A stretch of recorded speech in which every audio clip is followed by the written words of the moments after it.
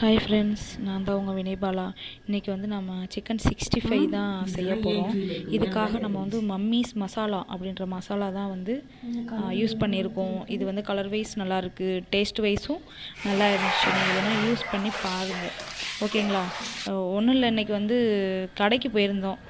அப்போ கடை பக்கத்து போகையில் அந்த சிக்கன் 65 வந்து ரோட்டு கடைகளில் போட்டிருப்பாங்களே, அந்த கடையெல்லாம் அப்படியே வாடை வந்துச்சு. சரி ரைட்டு, இன்றைக்கி வந்து சிக்கன் வந்து சாப்பிட்றலாம் அப்படின்ற மாதிரி நான் வந்து என் ஃப்ரெண்டுகிட்ட சொன்னேன். அவள் என்ன சொன்னான், உனக்கு என்ன சிக்கன் 65 சாப்பிட்ணும் அவ்வளோதானே, கடையிலலாம் வேணாம், நான் வந்து உனக்கு வீட்டிலையே தரமான சிறப்பான சிக்கன் 65 வந்து செஞ்சு தரேன் அப்படின்னு சொல்லி சொன்னான். சரி ரைட்டு, நம்மளுக்கு செஞ்சு கொடுக்க ஆள் இருந்தால் சரி, எப்படியோ ஒன்று சிக்கன் 65 சாப்பிட்டா மட்டும் போதும் அப்படின்னு நினச்சி வீட்டுக்கு வந்தாச்சுங்க. வந்தோடனே எண்ணெய் காய வச்சு அந்த மம்மீஸ் மசாலாவில் ஒரு 10 நிமிஷம் வந்து சிக்கன் வந்து ஊற வச்சுருந்தோம். அப்புறம் அதை எடுத்து போட்டு பொரிக்க ஆரம்பித்தாச்சு. இவன் என்ன பண்ணால் அந்த சிக்கன்லேயே பாதி ஆக்கிடுச்சு. இந்த வறுத்துக்கிட்டு இருக்க சிக்கன் வந்து எனக்கு, தட்டில் இருக்க சிக்கன் வந்து உனக்கு அப்படின்னு சொல்லி பார்த்துட்டேன். சரி ரைட்டு, நம்மளுக்கு வந்து சிக்கன் கிடச்சா போதும் அப்படின்னு நானும் ஒரு முடிவோட வீடியோ எடுக்க ஆரம்பிச்சிட்டேன். அது பார்த்தாலே தெரியும், அவளுக்கு மட்டும் நல்லா போட்டுக்கிட்டு இருந்தா. நானும் ஜூம் பண்ணுவோம்னு உள்ளே கொண்டுட்டு போகிறேன், ஆவி அடிக்க ஆரம்பிச்சு கேமராவில். சரி ரைட்டு, இதுக்கு மேலே உள்ளே கொண்டுட்டு போகக்கூடாது அப்படின்னு சொல்லிட்டு வெயிட் பண்ணிட்டு இப்போ வந்து பார்த்தாலே தெரியும்.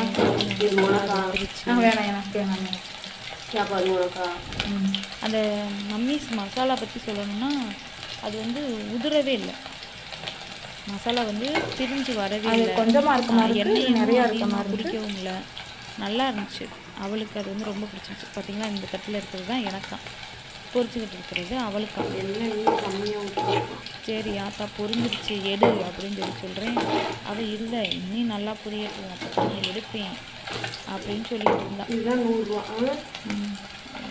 ஓகே, நல்லா கருக போகுது எடுல அப்படின்னு சொன்னால் அவள் கேட்கவே இல்லை.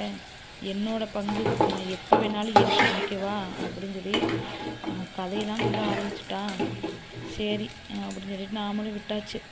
அதுக்கப்புறம் அவளோட இது வந்து சிக்கன் வந்து வெந்துருச்சு. அதை வந்து வேறு தட்டுக்கு அவள் என்ன பண்ணிட்டா, மாற்றி வச்சுட்டான். என்ன பேர் இது, என்னது, சில்லி பக்கோடா. ஒரு சிக்கன் கேட்கறது கூட கொடுக்க மாட்டேன்ட்டான்.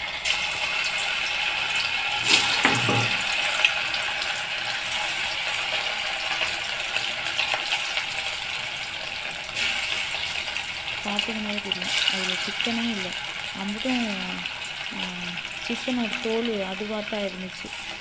அதை நான் சின்ன பிள்ளையா இருக்காது ஏமாத்துறான்னு நினைக்கிறேன். கையை உடைப்பேன். சரி ஒன்றுக்கு இல்லை அப்படின்னு சொல்லிட்டு அப்புறம் கெஞ்சி வாங்கி சாப்பிட்டு பார்த்தா அவ்வளோ ஒரு டேஸ்ட்டாக இருந்துச்சு. தோல்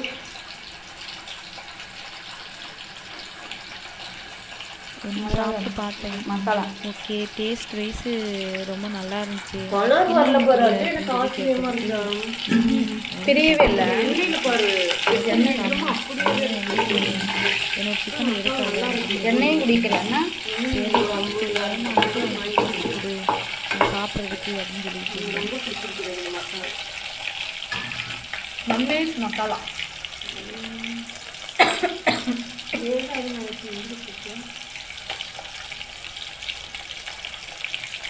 எவ்வளோ நேரம் தாங்க சட்டியவே பார்த்துக்கிட்டே இருக்கிறது. ஓகே, ஒரு வழியாக வெந்துருச்சு.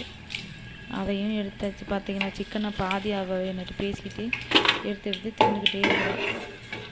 இனி நம்ம வீட்டு சிக்கன் வந்துருச்சுல, இனி நாமளும் அவளை இது பண்ணிக்கிட்டே சாப்பிட்லாம். ஓகே, அதோட சைடிஷ் வந்து வெங்காயத்தை வந்து பெரிய வெங்காயத்தை நறுக்கி சைடிஷாக வச்சு சாப்பிடுவோம். நீங்களும் இந்த மாதிரி சாப்பிட்ருந்தா கீழே கமெண்டில் சொல்லுங்கள். பாய்.